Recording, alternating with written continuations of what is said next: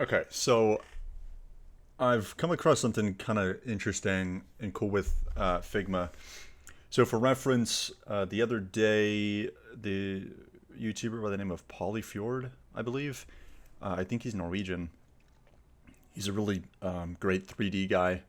He works a lot with Blender, and I'll throw it up on the screen right now if you want to watch the original video. He was using Google's AI Studio to basically automate like a whole Blender editing workflow using just voice prompts and scripts in Python. And I was watching it and I was thinking to myself, well, this probably would work in Figma too. So I wanted to try it myself, and I did some testing earlier. It definitely works. It's not perfect, and I'll explain why, but there's definitely something here, and I'm by no means an expert, but I do know enough to play around with it and kind of get the idea across. So before we get into anything, I guess I'll kind of explain the setup here. Um, Basically, I've got a note here where it's got pretty much the entire like um, the entire like basic Figma API in here, and I've also got this kind of system prompt at the top where I'm just kind of restricting the AI to just output things in like relaxed Typescript. The reason I'm doing that is because I'm using the Figma plugin called Scripter. Unfortunately, this one hasn't been updated since I think 2022.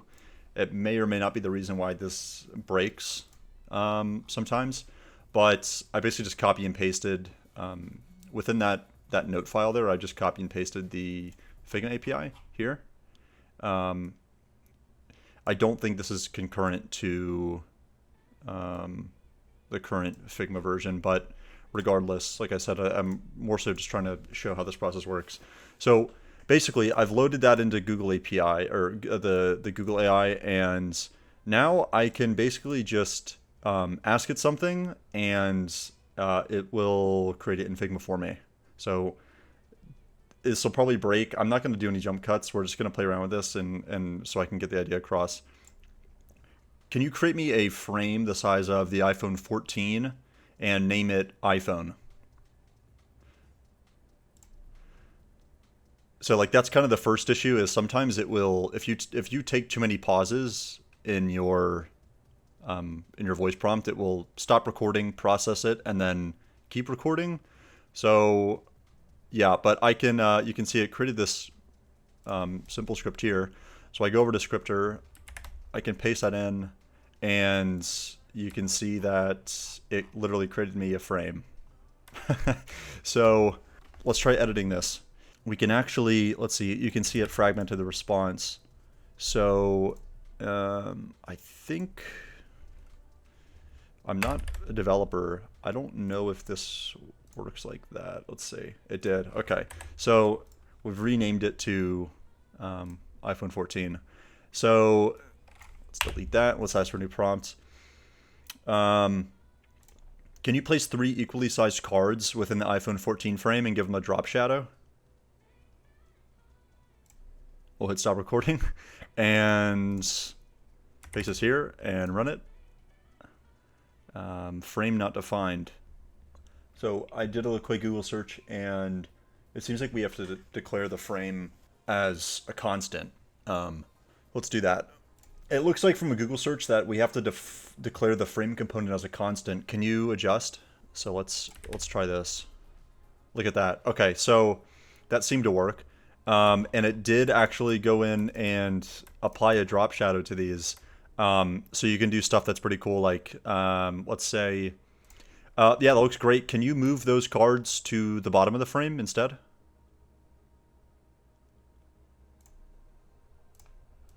Run this. Moves them to the bottom. So you can already kind of see like the potential for this.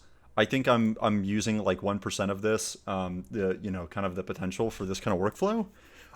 But in that Polyfjord video, he also used this thing called TinyTask, which I want to showcase as well, just to give some more ideas. So For context, let's break this down into steps. So if we put if we keep everything in the same place, TinyTask basically what it'll do is it will we can record as like a set of actions, whatever we do on screen here, whatever input we do, it will record that and we can save it and then replay that action. So what I can do is like let's delete. We can just delete the whole previous command, and then I will hit record, and I'll click copy. I'll click in here. I'll Control V, and then I'll click run, and then I'll hit stop. So what that did was that recorded each like click exactly, and then under preferences, like I've got the play speed set to 100 times, and now I can just I basically took out all of the clicks besides the backspacing. The reason I can't do the backspacing, I'll show it here, is I mean really Control A is select all, but sometimes it doesn't select that bottom bracket, which is kind of frustrating. And again, I don't think this plugin has been updated in years, which is why, but you can at least get the idea. So like let's ask for another prompt. Let's say we want maybe some text. We can try text. Can you put some header text at the top of the frame that says welcome to my app? We'll hit stop recording, and then we can click play on TinyTask here.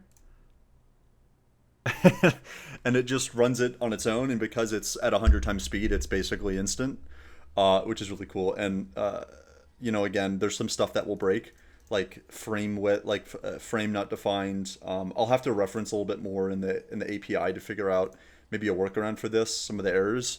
But I mean, it's just kind of incredible. This is the first time I've been exposed to a workflow like this using like, you know, macros and Figma editing. So yeah, I mean, play around yourself. If you can figure out some workarounds with this setup, definitely let me know.